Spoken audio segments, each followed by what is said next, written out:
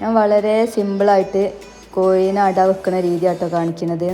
ഇതിൻ്റെ കയ്യിലുള്ളത് എന്താ അറിയോ, ടിക്ടോക്സ് പറഞ്ഞ ഇതില്ലേ, നമ്മൾ ചെള്ളിൻ്റെ പൗഡർ, അതാണ് കേട്ടോ. അത് നമ്മൾ എല്ലാ കോഴികൾക്കും പിന്നെ മറ്റുള്ള ജീവികൾക്കൊക്കെ നമ്മൾ ഇട്ട് കൊടുക്കുന്നതാണ് കേട്ടോ.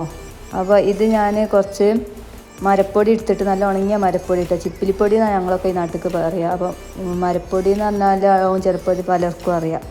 അതെടുത്തിട്ട് പിന്നെ ആദ്യം ഇങ്ങനെ ചെയ്യും. എന്നിട്ട് അതിൽ ആ പൊടി ഇട്ടിട്ട് കുറച്ചൊന്നും ഇങ്ങനെ മിക്സ് ചെയ്തിട്ട് വെച്ച് കൊടുക്കലാണ് കേട്ടോ. വേറെ ഒന്നും ഞാൻ ചെയ്യലില്ല. പിന്നെ ഇതേപോലെ മുട്ടകൾ ഇതിലേക്ക് വെക്കും.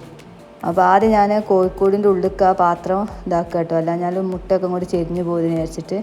അപ്പോൾ ഒരാഴ്ച പഴക്കമുള്ള മുട്ട കേട്ടോ ഞാൻ വെക്കണത്. ഇവിടെ ഇട്ടതാണ് കോഴികൾ, ഇവിടെ തന്നെ ഇട്ട മുട്ട കേട്ടോ. അപ്പോൾ ഇതിങ്ങനെ വെച്ചാൽ അതിൻ്റെ ഉള്ളിൽ കോഴിയുണ്ട് കേട്ടോ, അവിടെ ഇരിക്കുന്ന കോഴിയുണ്ട്. അപ്പോൾ ഞാൻ അങ്ങനെ വെച്ച്, പിന്നെ അവിടെ ഇരിക്കുമ്പോൾ ജസ്റ്റ് നോക്കിയപ്പോൾ 2 മുട്ട അല്ലാതെ എനിക്ക് കിട്ടിയിട്ടോ. അപ്പോൾ ഇങ്ങനെ പുതിയ മുട്ട തന്നെ വെക്കണം നമ്മൾ കഴിയണതും. പിന്നെ ഇതാട്ടോ, ഇമ്മൾക്ക് ആ അട വെച്ചമക്ക് ഈ കോഴി കയറി ഇരുന്നിട്ടില്ല. അപ്പോൾ കുറച്ച് കഴിഞ്ഞിട്ട് എന്താ സ്ഥിതി എന്ന് വന്ന് നോക്കാം എന്ന് വിചാരിച്ച്. അപ്പം ഞാനങ്ങനെ പൂട്ടിയിട്ട് അങ്ങനെ ചെയ്യലാണ്. പിന്നെ ഇതെന്ന് വെച്ചാൽ ഞാൻ വേറെ കോഴിനെ അട വെച്ചതാട്ടോ. അത് വെച്ചിട്ട് കുറച്ച് ദിവസമായി. അങ്ങനെ മൊത്തത്തിൽ 3 കോഴികൾ അട വെച്ചിട്ടുണ്ട് കേട്ടോ. ഈ കൂടൊക്കെ ഞാൻ നെറ്റൊക്കെ നാശമായപ്പോൾ പിന്നെ നെറ്റ് അടിച്ചതാണ് കേട്ടോ. അപ്പോൾ ഉണ്ടോ, ഇത് വേറൊരു കോഴിയാണ്. ഇതിന് കുറച്ചൊരു ഇത് വേറെയാണ്, ഭയങ്കര പൊട്ടിത്തെറുപ്പാണ് കേട്ടോ ഈ കോഴിക്ക്. അപ്പോൾ ഇതൊക്കെ ഞാൻ ഉണ്ടോ ഒരു മുട്ടിക്കഷ്ണം വെക്കണം. ഇതിനൊന്നും ഇതൊന്നുമില്ല.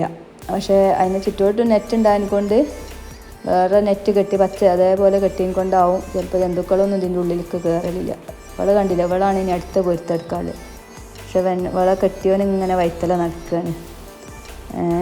എന്താ പറയുക, ഓള് മുട്ടടുണ്ടോ നോക്കി ഇങ്ങനെ നടക്കുക. ഇവള് മുട്ടിട്ട് കഴിഞ്ഞു കേട്ടോ. പിന്നെ ഞാൻ കുറച്ച് കഴിഞ്ഞപ്പോൾ വന്ന് നോക്കിയപ്പോൾ അവൾ കിടന്നിട്ട് അതിൽ കയറി കിടന്നാണേ, അല്ലേ ഇതിൽ കയറി കിടന്നാണ്.